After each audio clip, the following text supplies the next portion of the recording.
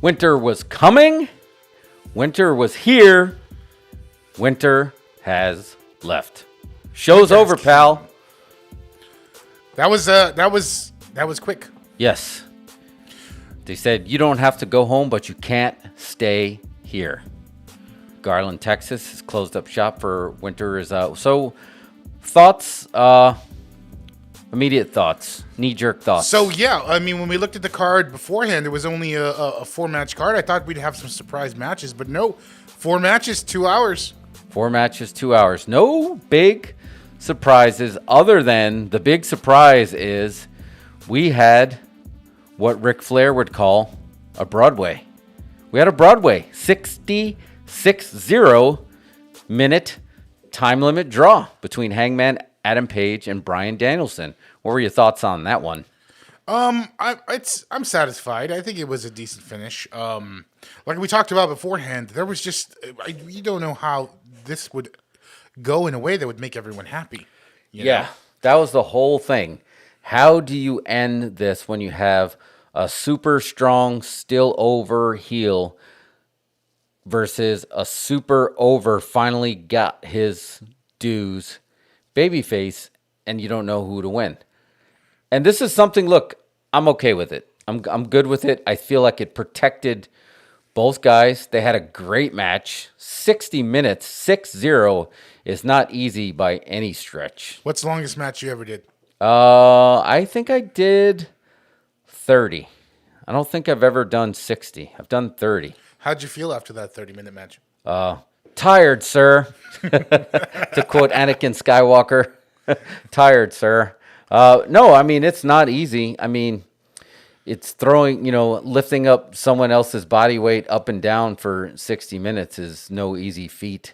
And those guys did not pull any punches. Bryan is obviously a cardio machine. Because you think he works out?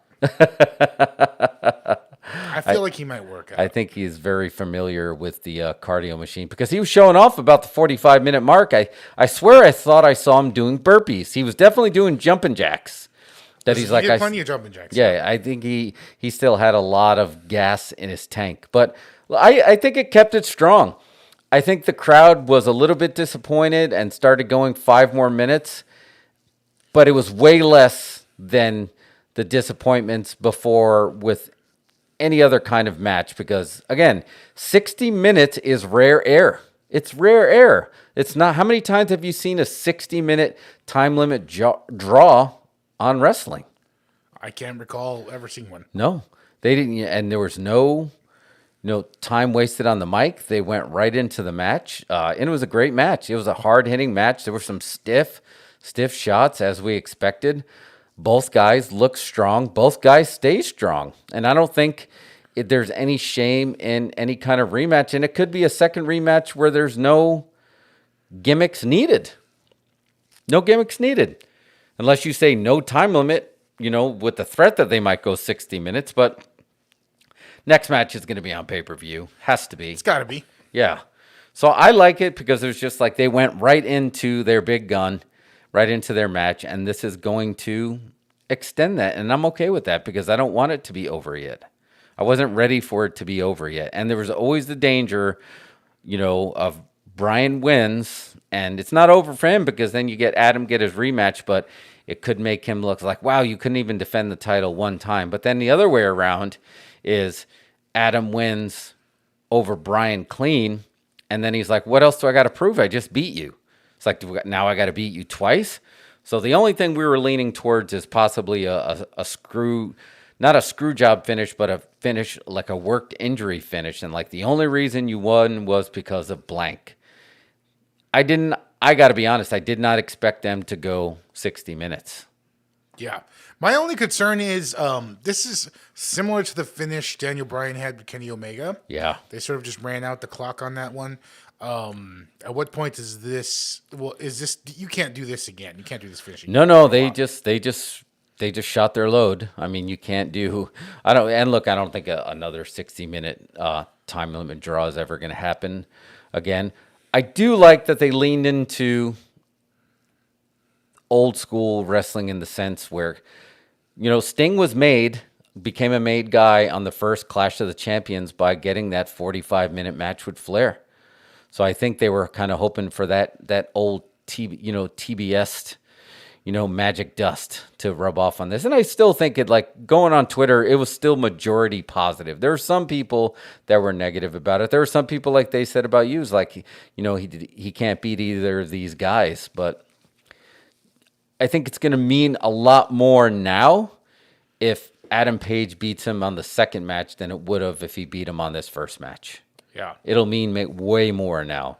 There can't be any more or screw job finishes on this. I think whoever now you have to have a winner. I mean, I guess not. Maybe they can. Then now they can do one screwy, and then they have a final match with a big blow off steel's cage type match. Yeah, I mean, do they have room for a tag match in there somewhere? Yeah, I think they should do that. I think that would be fair. And this, who would Brian tag with anyway? He's got no friends. Yeah, he's got no friends. He kicks people's teeth out. Yeah, I mean, I feel like he's such a heel right now. Who would align with him? He is a heel. Yeah. He's like a heel, shoot heel kind of heel. Yeah. He just seems like he's just, his gimmick is, he's like the, I guess, sort of like a jock. He's sort of like the heel jocks kind of. He is. Wow, he's almost that 80s heel that he's so good. Blonde wrestler in school he's with so the good, ponytail. and he knows it.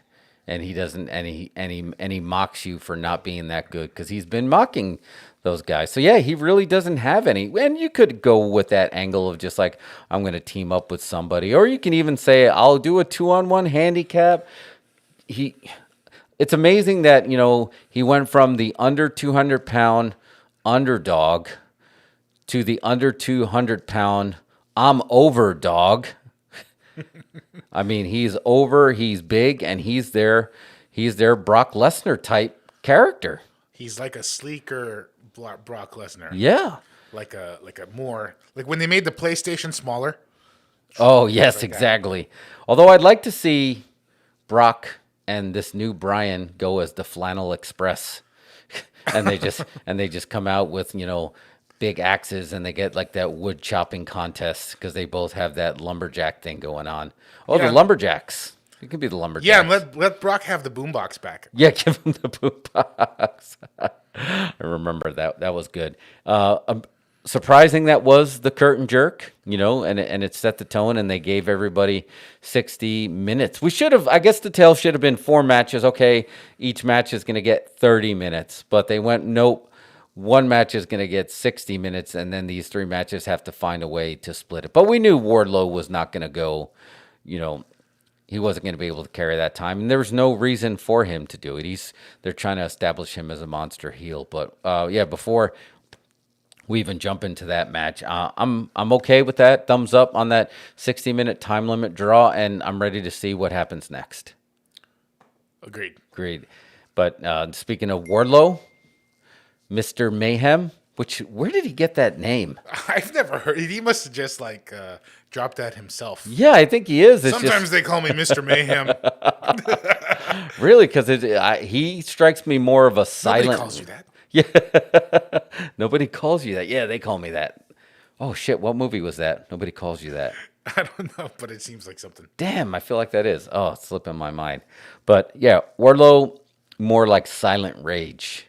Right, they're slowly doing they're setting him up for the inevitable split with MJF, which probably will have to happen after the Punk stuff. He pretty much quasi squashed Matt Sydal, who also almost had another flub, and I was like, this poor guy, he can't shake it. He's never shook that he slipped off the rope on his debut, but luckily, Mr. Mayhem really is that strong where he went to do that jump into his arms, and he was too low, and Wardlow still managed to power. He still caught him, yeah. Yeah, he still caught him and powered up, but that was pretty much a squash. I would call that a squash. There really wasn't any. Yeah, there wasn't a lot there. I mean, the whole point was to do the bit at the end there. Yeah, and the whole bit. What's the deal with Sean Spears after he hits him with the chair? Now he gets the pea shivers. He was like, "Weapon!" He was like, "Whoa." I mean, it's channeling a little bit of Nick Cage, I think. Yeah, I think but that was cool. I mean, they need to do something with him. That it's like the Pinnacle are still together, but they're not together. But they come out in spurts. But Sean Spears, the chairman, does come out with Mr. Mayhem and MJF, and then they did a little spot where he wanted him to get champagne for MJF's inevitable victory, and Wardlow kind of, gave him the duck lips. My question to you is what I asked off the air, we'll ask on the air. Is Wardlow over enough to split from MJF?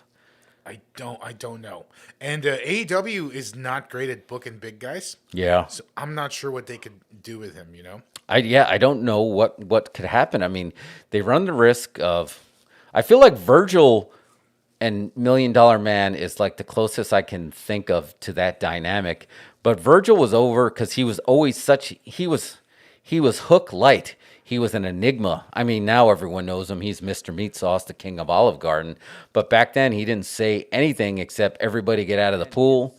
It was like very mysterious. And even he had trouble, like after the feud with Million Dollar Man, they didn't really know what else to do with him. And the question is, will the same issue happen with Wardlow, that after the MJF feud ends, where does he go? Because they don't have many big guys to book him with. I don't know where Brian Cage is. I feel like he's in some kind of contract dispute or something. He's not on TV, but like he did. There's not many guys to book Wardlow with. Billy Gunn's a pretty sizable guy. They already had the Jake Hager match. I think they have to be really careful with that. I would actually almost like to see a swerve where to the point where he doesn't break away and he goes even deeper in with MJF, and really try to build up some sympathy. He doesn't have any sympathy right now. They're just like, he's more like, I'm a badass. I don't need to be there with you. They need to do something to find MJF has some kind of leverage over him, some kind of power over him. And I don't mean that in a mystical way. Someone like, I paid for your mother's surgery and you gave me your word, you were with me for life, or something like that. Not that soap opera, but something that gives him leverage. I definitely don't feel bad for him right now. No. You made your own bed, bro. Yeah. You got in with MJF, and that's what you deserve. Yeah, so I don't think there's enough sympathy to basically break them up yet. But that remains to be seen. They're still going down that path. This is the first time they're really starting to lean a little bit deeper into that. Third match was the match that I thought was going to steal the show. It was still a really good match. Shida versus Serena. Solid match. Really good match. That was the rubber match, and it looks like Shida is the winner of that rubber match. I thought this could have been very much like the Lights Out match, and it was good. It was a really good match, but it wasn't. I guess I really did set the bar too high, and let's be honest, there was going to be a lot of trouble for everybody to follow a 60-minute time limit draw. Well, now you know why they put that at the beginning. Yeah, because you can't follow that, and I was curious. I'm like, okay, you're putting the main event first. What are you going to end it on? And they didn't end it. I thought they might end it on the girls, and that's why I thought they were going to have like a Lights Out 2 type match like DMD and Thunder Rosa, but they didn't have it. They just had a really solid match. Shida went over, and that was that. Yeah, pretty straightforward. We just made the note that we think Serena's one of the few girls that doesn't use a weave, because we saw she got the Seth Rollins the oil dried out of my hair, and now it's got cotton ball going on there. It just like I didn't really notice that until this time. I was like, oh, okay, she doesn't have a weave, because that hair is not staying just like straight no matter what happens. Shout out to natural hair. Yeah, natural hair. Shout out. And then the last match, which turned out to be the main event, was for the Dynamite Diamond Finals, MJF versus Dante Martin. MJF came out, fire on the mic, hot stick. He really, hot stick. Yeah, he cut a scathing promo on CM Punk. He made fun of Texas. He basically compared Punk to Ryback, which I thought was that was his receipt for comparing MJF to Miz. Knowing that CM Punk has heat with Ryback or had heat. I don't know if they still do, but I thought that was a really good promo to set up for the continuation of that feud. But at the same time, I also thought Dante had a chance in this, and then I realized, okay, there was no swerve there. It looked like it did on paper that Dante was not going to win this ring. You know, Dante Martin, like he has a singular expression, and he kind of like is always making the same face. He does. You know, it's hard. I can't tell. It's somewhere in between shocked, not afraid, but maybe surprised a little bit. Yeah. And like he tried to come in and like get fired up, but I don't know. That's not quite It's working. tough because I feel like they were onto something when they realized that he did need some kind of mouthpiece, some kind of managers, right? That's why managers exist. Because some of these guys, when they're not good on the mic, they need somebody who is a good on the mic to do the talking for them. And if you're not, that's fine. If you're not good, just get a Dan Lambert. Get somebody to do the talking for you. And I feel like they were kind of hinting, okay, now I'm going with Team Taz. No, I'm going with the other guy. But now I'm back to on my own. And obviously he's a great athlete. He does some freaking seriously high flying stuff. But you need to be good you need to have mic skills or somebody who can talk on the mic for you. So there was without any kind of swerve, MJF was going to go over clean, and he did. I thought they might. It's like maybe they do give him the ring, and that will hope to give him the rub, but maybe he wasn't ready. But they did set up for a run-in, and then we thought it was coming. We saw the lights go out after MJF went over, and you saw a couple of cell phones in the corner. I thought that was coming, man. You thought it was I didn't believe it when you said it before the show. Yeah. I was like, "There's no way." But then when I saw those, The Fireflies. I oh wait, is this actually going to happen? Yeah. So the question is, what was with the light show last week then? Was that a real flub and they just no sold it? I don't know. Because when the lights went out, I was like, okay, here they go. We're setting up for it. And then it's just like the lights turned on and it was Sting, which I'm not surprised. I think Sting for a shoot lives outside of Dallas. So I'm not surprised he showed up, and they got Darby. You know, Darby's one of their pillars. So I'm not surprised he was there. And it was a good reaction, what they expected. And then they had FTR come out, and then they had the 3-on-2, and then CM Punk's music hit. No more heel CM Punk. He's back to babyface, and the crowd was singing along louder than Judas, I feel like. They were singing along, and they were chanting his name, and they came out. We were swerved a little bit because we expected a Tony Khan announcement, but we just had basically CM Punk come out and set up a 6-man tag for next week in Greensboro for Sting, Punk, and Darby versus 3 of the Pinnacle, MJF, and FTR. And then they're like, yep, Tony Khan just signed that. And that was the announcement, and then the show was over. Yeah, that was a bit of a swerve. By the way, Punk is only heel in Long Island. It's confirmed. Rightfully so. Go Islanders.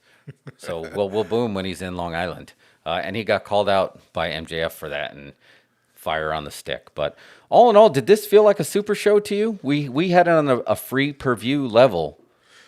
The matches definitely felt the first match, I think the Sheeta and Serena match also felt like it was a pay-per-view level. Yeah. I think what this one was missing was a little bit of the in-between.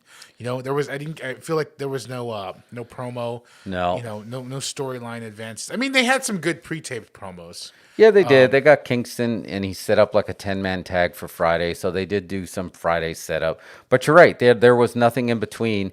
2 of the matches, the way they were booked, felt more like Dynamite matches, and 2 of them felt more like pay-per-view matches. And maybe that was the goal. Maybe it wasn't supposed to be all 4 matches were high level. But I feel like MJF versus Dante Martin, without any kind of swerve or something that kind of is going to elevate Dante Martin to that next level, it's a Dynamite, it's a Rampage match. And same thing with basically Matt Sydal getting squashed by Wardlow. That's a Dynamite match too, which it is Dynamite, but we expected just a little bit more from Winter's coming. So I don't not to bury it, but I mean that's a Dark Elevation match. yeah, no. And like I said, I didn't hate the show, but I mean I was pay-per-view level psyched there, and it just felt, oh, okay. Yeah, okay. It was an adequate show. Yeah, it was good. You know. It was good. It was just like, a pie on Revenge of the Nerds. It's like, is it good or is it great? It's good. It's good or is it great? It's good. What this needed was Kenny Omega coming out in the Game of Thrones costume. Yeah, they needed some kind of, just something, just even a small surprise. I mean, a promo from Cody could have been fun, just to lean into this whole new thing that's happening with him, which, by the way, it's pitch time. We pitched it during the show. We're going to pitch it live on the air so we have witnesses. Cody Rhodes says, I'm not turning heel. I told you I wouldn't. You turned heel. I'm the baby face. You're the heels. You have the face turn, audience, not me. I haven't changed. You changed. I kept my word. I kept my word. You did not keep your word.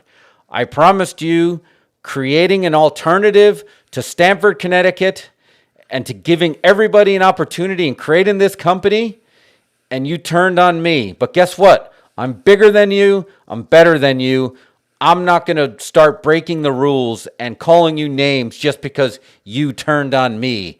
I shall turn the other cheek because I am AEW's Homelander. The thing about Homelander is that he hates his fans, but he wants their fandom. Yeah. Right? So if they lean into that, where, go into a little bit of maybe his psyche where he's just like insecure. Yeah. He feels like he can't function without hearing cheers for him or something like that. I think there's would, something interesting with him. I would love that. I mean, he probably has legitimate anxiety of having to fill the shoes of Dusty Rhodes, the number one promo and one of the top 3 baby faces of all time, and basically one of the biggest influences in professional wrestling. And he has to kind of live up to that. That's not easy. And he's got to have that anxiety for it. They both, obviously, Dustin and Cody did do it, and they created their own career, which is a parallel, but there's got to be that anxiety that's always there.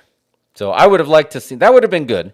That could have been something to make this feel a little bit more like a super show. I think it needed a promo. Well, I guess MJF cut that one promo. Yeah, but that was pre-match promo. That's a pre-match You wanted someone to just come out and just have a promo set up and move back. They did a pre-tape with, House of Black when he blew the black mist into somebody's face and you don't know who it was. But you said it was Pac, possibly? Well, I think Pac is going to join that squad. They were alluding to it last week. Did you see Pac had an eye patch? Yeah. I like that. I'm okay with that because I think he's a fit. They really haven't done much with Death Triangle. Sorry, hiccup. Oh, it's okay. That trio never really worked for me, honestly. No, great name, but it never. There was just nothing. They didn't go far with it. So I don't know. I'll put him in the House of Black. I'm all for it. But all in all, still thumbs up-ish. I'm not saying up-ish, because it wasn't a bad show. It just wasn't a super show. No, it's not that. It was not sad trombone bad. Yeah, it was not that bad. Anyway, I guess what was missing for us was La Mera Mera, Thunder Rosa. It wasn't even really announced, but then we had some friends were at the show. We saw that she did wrestle a match on Dark. So I don't know if they're saving her match with Jade for something a little bit closer, so the finals could be on there. So we didn't really get to see her. Well, like we were saying before, I think they're going to time it so the TBS title gets on the debut show. On the debut show, yeah. I think that's what they're doing. So they'll have 2 more. They have 2 more Dynamites, the Christmas holiday special and then the New Year special, and then we get wrestling on TBS. And I think just for shits and grins, Tony Khan booked that shit for 7:05. Book it for 7:05. Just like the old days, Saturday at 5:05. Book it for 7:05. You know, and then run over to 10:05. It was 7:05 to 10:05. Let's just do it. Right? What was the point of the 7:05 booking? I have no idea. I have no idea because I think that was... No, it's to be a tape delay or something? No, because it was never live. WCW, when it was NWA World Championship Wrestling on Saturday nights, that was never live. They would do like 3 weeks of tapings before they would show that. So I'm not sure why Ted Turner does that or did that. We might not... I don't know. Do we Google it? I don't know. We could Google that right now. Yeah, we can Google it. Well, if you want, let's see. I'll Google it. Ted Turner shows at 5:05, or just 5 minutes after the hour, because it wasn't just the wrestling. Look at that from the Straight Dope. Found it already? Yeah. Why do WTBS shows start at 05 and 35 past the hour? Do they still do it? They must still do it. I don't know. I haven't watched TBS in a while. Dear Straight Dope, can you tell me why Superstation WTBS starts their programs at 5 minutes after the other programs? I used to think it was because it was a cable channel, but none of the other channels do it. Big Diamond. Songbird replies, close but not quite, Big. It's because WTBS is a cable channel owned by Ted Turner. Robert Edward Ted Turner III took over the family billboard business, Turner Advertising, when he was 24.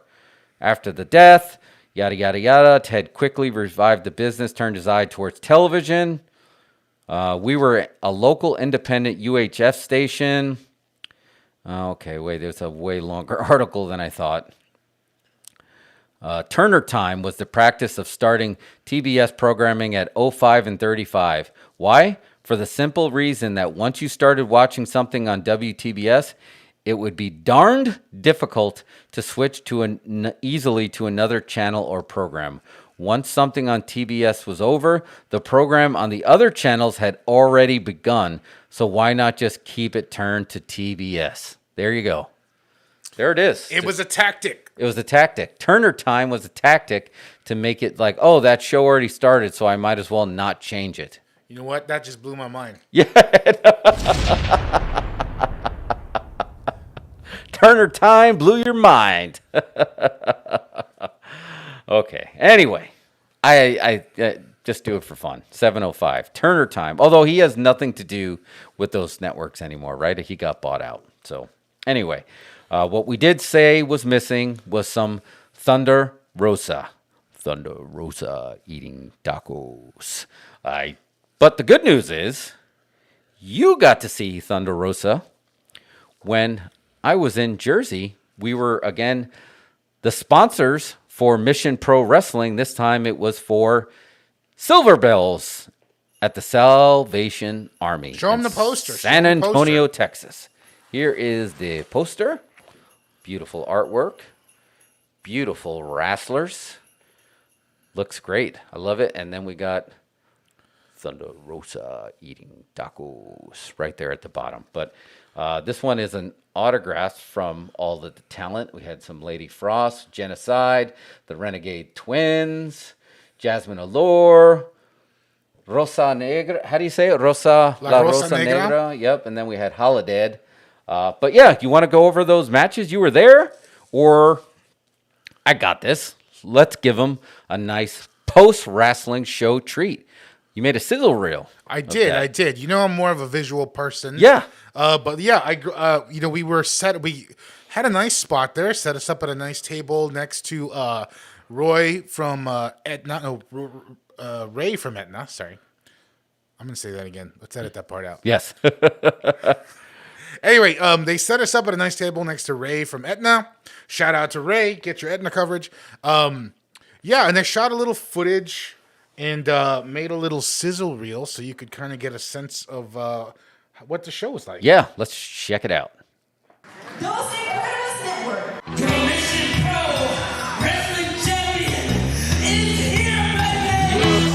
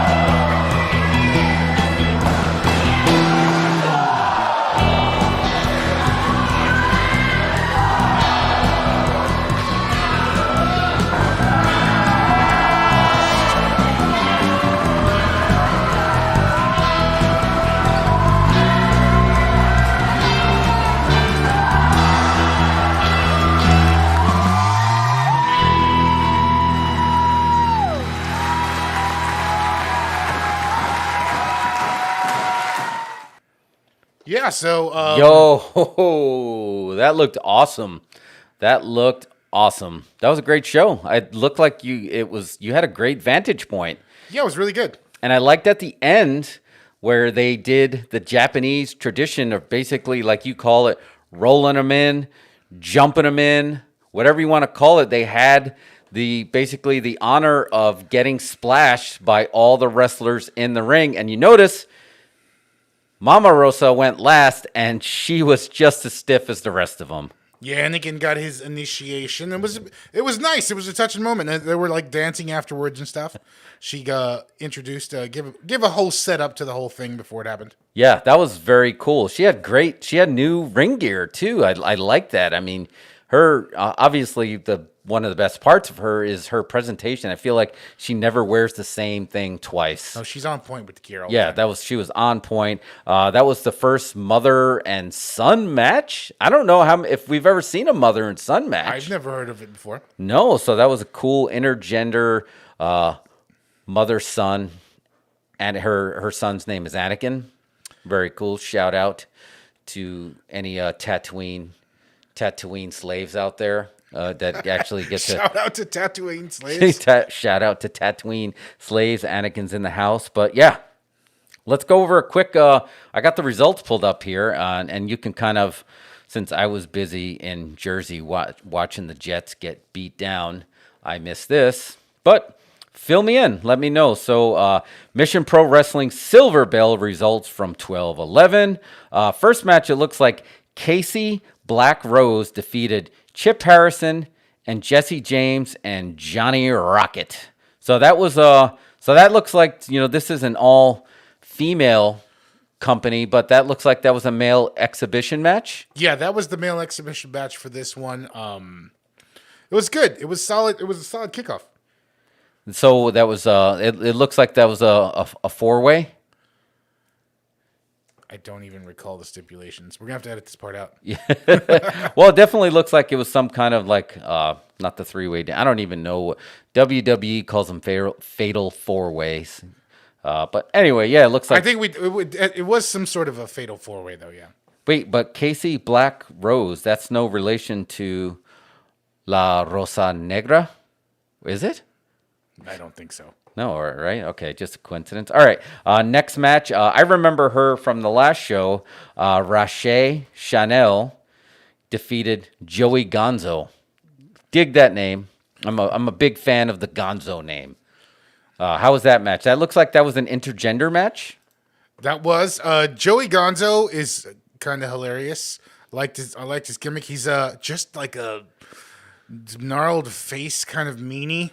He's growling at the camera and stuff like that. Wait, no, like he didn't look like Gonzo or didn't come out with like rubber chickens, or is that just in my mind? No, it wasn't like Gonzo from the Muppets. Gonzo the Great. I guess he's just Gonzo in a general kind of a way. Gonzo, so more like Fear and Loathing kind of Gonzo. Without the hat and cigar. But it looks like it was an intergender match, and Rache went over. Did she do like she was doing the gimmick of like taking stuff out of her purse and stuff? She was working that gimmick the whole time?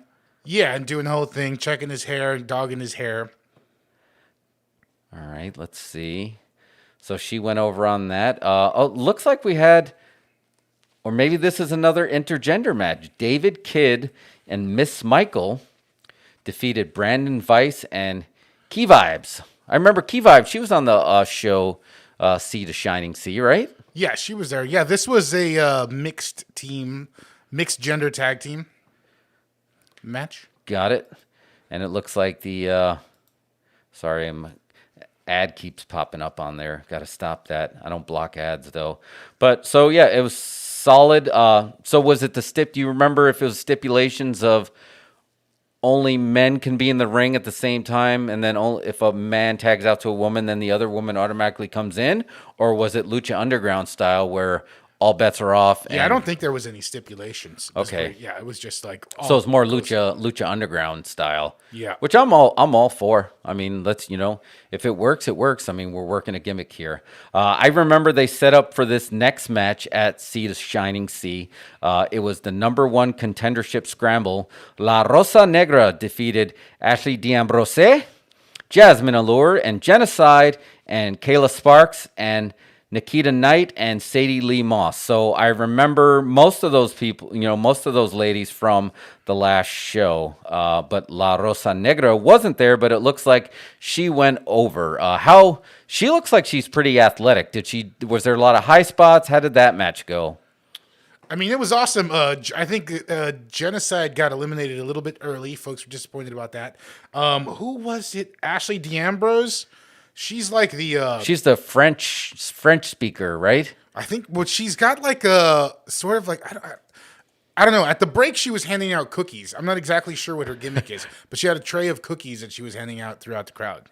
So I wonder if they were like some kind of like exotic, well, was it French or French Canadian? I don't think remember. she's French or Canadian. I think she's just like she's got just kind of like a housewife vibe or something. Oh, wait, I'm thinking of somebody else then. I was thinking of the girl that was doing some French speaking last time. So maybe I'm mixing her up with somebody else. Anyway, but no, I think that Ashley D'Ambrose, she was. No, now I'm confused. No, Ashley D'Ambrose is not who I'm thinking about. Okay. It's Sadie Lee Moss. Got it. Okay, yeah, that was just like, I thought for sure because we started following her on Twitter. But Sadie Lee Moss, I don't remember seeing. So she was doing. Yes, I saw a promo for her doing like your mom was gonna beat you down, like wait till I get you home type of promo she was doing. Exactly. So, but it looks like La Rosa Negra went over, so they might be setting up for that for her to face Holiday. So did she have a good reaction? Say that again? She have a good reaction? Yeah. What do you mean by good reaction? Like, because again, she was one of the girls I was kind of excited to see because I just saw there was a couple of great still shots. Like she had like a really wicked high. I'm not from Boston, so I don't know where the wicked high came from, but she had a really high like frog splash. She looked really athletic, so I was kind of thinking, oh man, she would have cool to see, but I didn't see her on the last show that we went to. Yeah, no, she's super athletic. She's definitely one of the top ones out there. She's been on AEW a few times. She has, yeah. I do remember seeing her on there. Cool. All right. Yeah, I'll be looking forward to seeing that get her championship match. Next up, the two girls that are slowly becoming our favorites, and I think they are getting that cool heel vibe.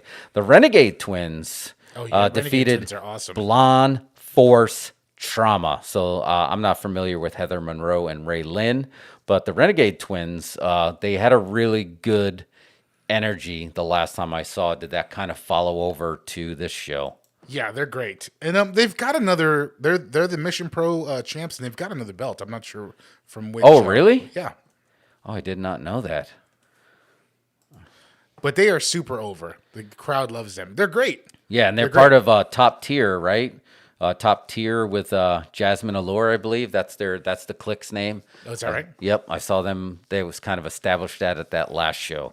I'm trying to, this is our second show, so I'm trying to build that thread, build that. I'm trying to cadence. I'm low key getting into the characters now, and exactly.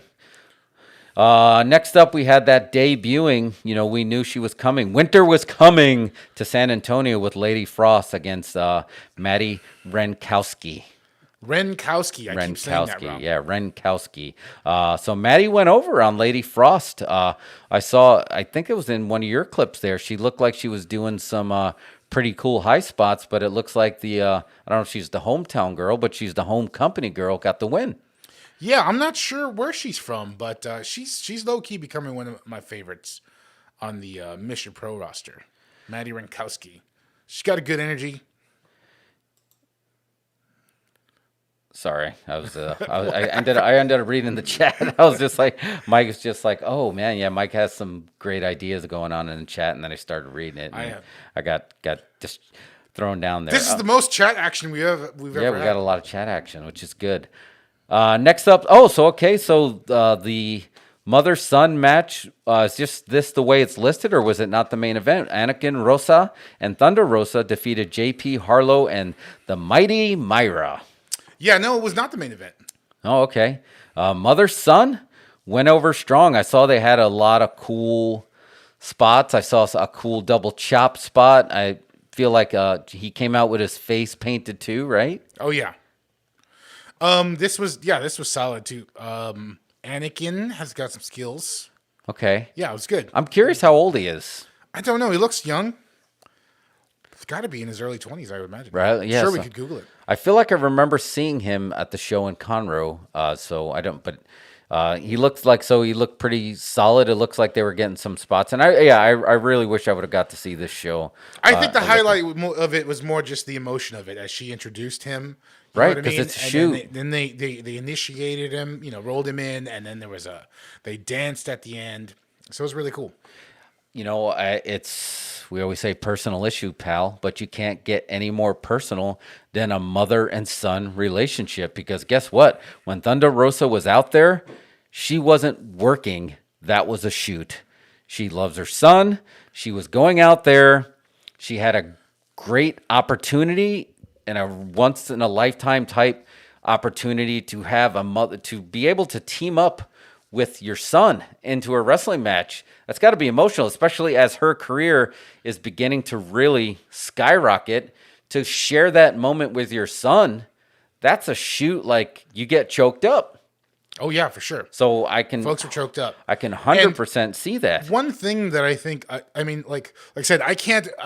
You being the expert, I think you can provide a lot more analysis about the sport as a whole. But when you're just there, or when I was there, you can see the performers and everybody out there just having a good time, and the audience is watching them have a good time and having a good time by default. You know what I mean? Yeah. It's all real. That's the thing, man. It's just like, and you can pick up on that energy. Like attracts like. I don't think it's opposite. I think like attracts like. People can pick up with when you're feeling it, and they kind of like in the moment, like whether it's in a film or a live performance, they can feel that energy. And there's no way Thunder Rosa could have hit, it would have been hard to work that. Right? It was going to be a shoot that she's out there with her son, and just how the pride and the love she was feeling in that moment. Like again, that's beautiful, man. That's good stuff. So that's very, very heightened emotions, and people are going to pick up on that. And then, No doubt. Yeah. And So they did. It was great. and then the question was the roll in, basically the initiation of Anakin. They used the Japanese tradition of where everybody splashed. Was it after this match, or was it at the end of the night? It was after the match. They all came out. Yeah.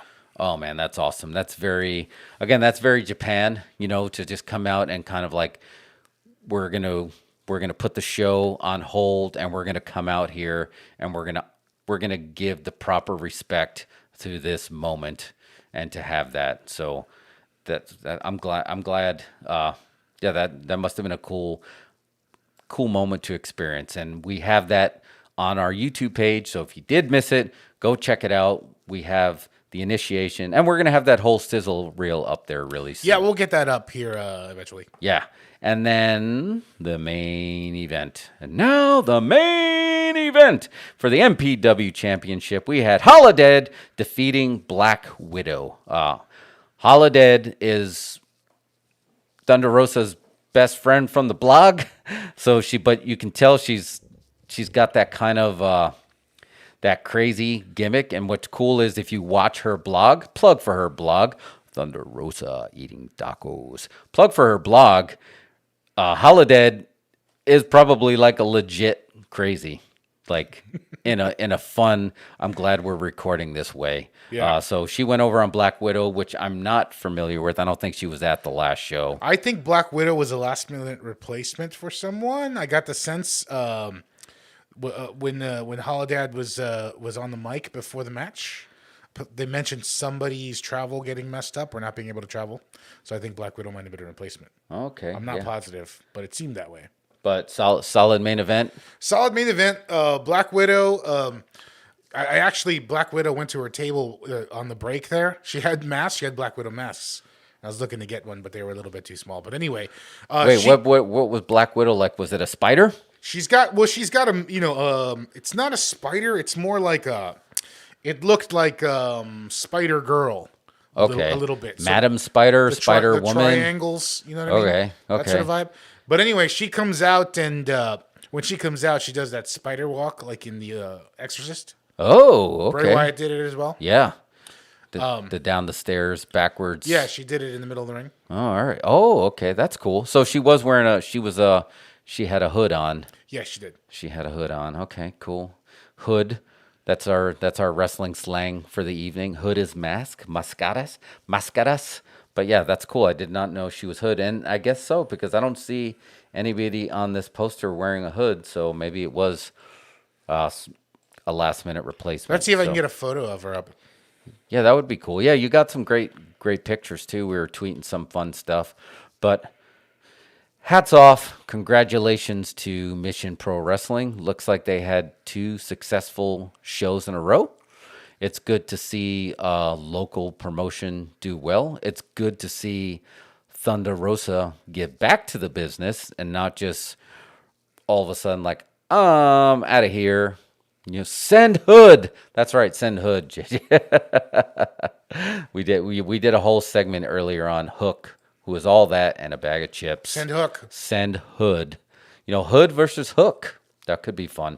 But yeah, props for Thunder Rosa. She is one of the hardest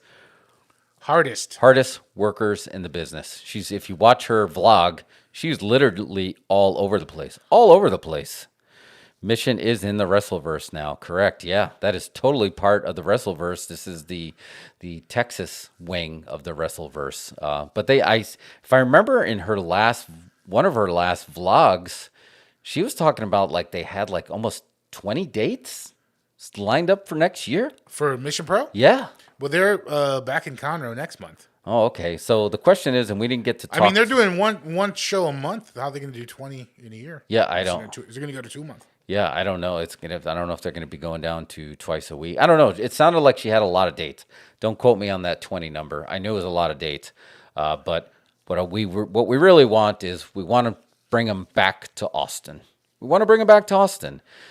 And we're going to build our Dos Incredibles amphitheater, just theater straight up. We want to run shows, and we'd love to have that little piece of the Wrestleverse, as Mike put it, right here in the Keep It Weird, Texas. So we didn't get to.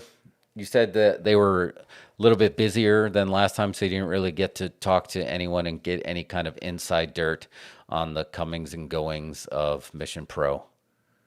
No, not this time. Like I said, it was a different vibe than the Conroe one. Very much a family event. Lots of kids. You know what I mean? We had Santa and the Grinch running amok. Yeah. I think you got to experience that, the indie vibe. The indie vibe, it's like you can't put your finger on it, but it's a real thing. That was one of my things when we were talking about not stars. We were talking about heels on Stars, of trying to capture that indie vibe, which they did sometimes, right? It's just like when the guy who's in the main event, you run into him, at the Wagga Bag, getting candy. It's like, hey, didn't I just watch you wrestle for the title? I mean, that's that indie vibe where you picked it up, where when you're calling spots and they're like, he said, duck the clothesline, because they heard it in the third row. So that's that indie vibe that you just can't replace, and you got to lay those shots in. So, yeah, we're looking forward to doing more business with Mission Pro Wrestling for sure in the coming years. I mean, they're great. Yeah. The shows are great. The talent's great. Doing a lot of interesting stuff, man. Yeah. Part of the Wrestleverse, expanding the Wrestleverse. They brought the Wrestleverse back to Texas. Yeah. Well, I mean, I guess to Austin. They were in Austin before, but look, I just feel like they're. what happened to indie wrestling in Austin? That's what I was just going to say. There used to be so much a few years ago. No, I mean, that's what I was just going to say. It's just like, I still see one of the guys that was booking matches when I was wrestling back in the 90s that's still running shows. But I mean, I feel like it was on the verge of breaking through to the next era, especially when they had that whole Wrestle Circus thing going on. And you saw a lot of guys that were in Lucha That was a hot promotion. Yeah, a lot of guys that were in Impact and Lucha Underground, and now like even Sammy Guevara, that they were on the show, and it felt like maybe they spent too much money in the marketing, or maybe they just went through. It's easy to burn through cash when you start booking talent that you have to fly all this talent in. You got to really cultivate a good local core of wrestlers so you're not spending all your money on booking airline tickets and hotel rooms. Because if you don't have a hotel room as a sponsor and you got to pay that cash, you know, and you don't want to rely totally on the door when you're having people coming in. So you really need to have that local core of wrestlers. And I know you got to spend the money. I know you got to spend the money to get the one or two people that, you know, you'll get that. But if you have that local core that people are used to seeing, I think you can still make a profit. And people, plus, they just want to see local wrestling. There's some people that prefer going to local wrestling than they do to going to bigger shows. I definitely do it now. Yeah, and I feel like Austin's a great town for it. Yeah, I mean, I'm bummed I never got to go to a Wrestle Circus show. I wish I would have gone while it was hot. yeah, I mean, it did. They had a lot of good talent. I mean, every- they're on every- the verge. But I have a feeling they probably lost their budget on travel. I mean, it's the most expensive thing is just getting that travel, getting that paying people. You got to do your best to balance that out and try to get as many local people in there as possible. So you know what you do to solve that problem so you don't have to fly in top tier talent? Make the local talent top tier talent. So you got to give them opportunity, give that push opportunity and give that work opportunity. But Texas local wrestling has always been strange. There's always been like a weird war between Dallas guys and Houston guys. I did not know this. Yeah, there was always kind of like a weird vibe. It almost felt like, I don't know if it was like Jets and Sharks or whatever, you know, red versus blue, whatever you want to call it. There was always that vibe like, oh, they got a bunch of Dallas guys on that show. And I feel like I didn't feel that with like San Antonio guys. And I felt like Austin never really had a set of guys, but there was Houston guys and there was Dallas guys and they were never on the same page. Why couldn't we all just get along for the betterment of the business? Because they just couldn't. It was kind of local wrestling was always almost like those studios that couldn't get their shit together. And that's why I was like, well, I own the rights to this character. And even though in the comic book universe, this character is part of that universe, but the rights got sold to another one and we're not going to share that talent. So we're just going to bite the bullet. And it never could come together. They had to get Antonio Inoki broker like a peace show to get multiple promotions on one freaking show, and it's just like not, and it hasn't been done since until Tony Khan, who with the Forbidden Door. True that. Yes, true that. Sorry again, I was reading and Mike had a good idea. Partner with the West Coast promotion and an East Coast promotion. Mike's always to got split good the ideas. travel yeah, his idea machine for sure, hands down. Oh, JJ got to go to a Wrestle Circus show. Said it was filled with top talent. Sad they're gone. I wish I would have gone one time. Yeah, so well, maybe we just have to book our own shows and like, hey, if you can't get along with the other talent, then we're gonna book people who can get along. I did get the vibe from Mission Pro that they all get along really, really well. That's what I'm saying. They look like they're having a great time out there. Man. And I was going to ask you about this. Do wrestlers not like slow motion video? No, it depends if it looks good. I don't think Would there's that be any- a thing? I don't know, because I was thinking about it. I was like, maybe they don't want, because I like to shoot slow motion now, and we have the new camera gimmick, you know. And I was thinking, I don't know if maybe they don't like slow motion that can like show some stuff they don't want to show. But anyway, as I'm watching some of the footage in slow motion, I can see everyone's faces, just genuine joy everywhere, all smiles everywhere. Everyone's having such a great time. I think the crowd just feels that vibe from them, and they're into it. Yeah, no, I don't. I say go for it. I mean that we got a lot of traction for Thunder Rosa's Thunder dropkick in slow motion. I mean, if it looks solid, they're not going to have any problems with it. If anything, they're going to encourage it if you really see the impact or something that what we always talk about. See something that looks and feels real. Doesn't matter the speed. So I'm down and dig some slow motion video. So yeah, you got some good stuff, man. You got the tricks. what was his name? Ernie Holmes and Ghostbusters. We got the tools and the talent. Cool. All right. That's another hour. Our 2 hours went fast. Hour in the. I told you they would go. Really Yeah, they went fast. super fast. So I think we're a wrap. What else do we got? What do we want to plug? We got for next week. We got some. It's going to be somewhat of. It's going to be our last official Christmas vibe show, whatever holiday of choice you want to put in there. We got some screenings that we're going to be going to. Right? We're going to be checking out what are the. Well, I know you got tickets to Spider-Man tomorrow. Oh yeah, yeah. We're super psyched for that. Do not get on YouTube to watch this. No, I've been real. What is with people that just film the screen and film the ending of the movie on their phone, just post it directly on YouTube? With no context. Spoilers should be just like what Vincent Vega's drug dealer said. What should be done to people who keep people's cars? just terminate them. Seems extreme. No. I mean, it's just like I apologize to anybody out there who hasn't seen. I feel like I've been way less active on our Twitter stream because I muted all the words. But for some reason, the spider hashtag keeps coming out, and we had the premiere, and then we had the UK premiere. So we're like third in line. US ain't top dogs when it comes to film anymore. So we're like third in line. Well, we need to get better at piracy. Maybe we'll get stuff first. Yeah, we would get that first. So but here's the thing. It's like the YouTube algorithm. So I've been watching, of course, in my playlist has been for weeks, all these Spider-Man rumor videos, right? And things that could possibly happen. Right? That's why you're getting hammered. So all of a sudden, the movie drops, and it's like YouTube algorithm is like, slammed. oh, you're interested in Spider-Man? Here's the ending. Yeah.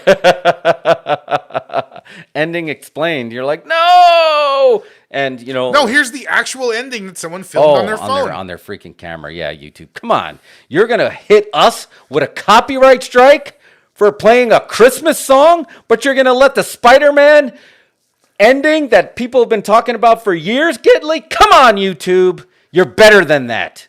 Be better than that, YouTube. Finger point of doom. But yeah, we got Spider-Man. We got Matrix. So it's like two huge movies within Matrix spoilers start tomorrow. 1 week of it, Oh, Mike said YouTube loves Spider-Man in the thumbnail more than titles.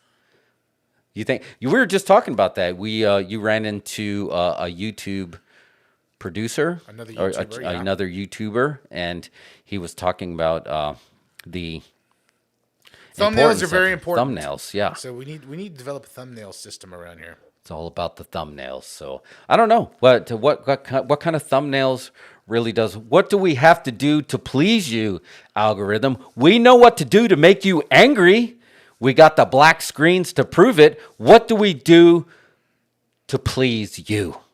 Tell us what you need from us, and we can do it. I think we can do it.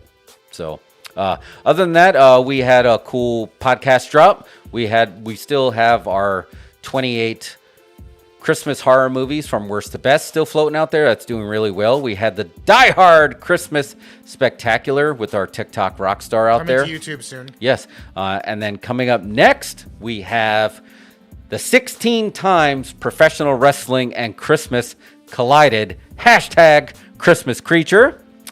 We have the Krampus special with our Irish horror correspondent and basically folklore aficionado. He helped us out with the Halloween 3 folklore, and he kind of helped us with that, even though it was Austrian with Krampus. He helped us out with that too. That's a long podcast, so we got a lot of good stuff coming up. All right, cool, yeah. Well, thank you, JJ. I was saying Die Hard podcast. Krampus was great, by the way. I had never actually sat through all of it. I am going to say that I am going to continue to love Krampus more and more every year. I liked it more the fourth time that I watched it, more than I liked it the first time I watched it. So Michael saying, human in the pic, AI readings of motion, context in the background, arrows as needed, red exclamation points, easy work. Mike knows, man. We gotta have them check out our thumbnail. So yeah, we got a lot of good stuff going. So don't forget to join us next week, next Wednesday. We are live again for our house show. So until then, thank you, and we'll see you more later in the YouTubes and the inner tubes. Have a good night. Thanks, guys, for joining us in the chat, active chat, and we'll see you in the YouTubes, inner tubes.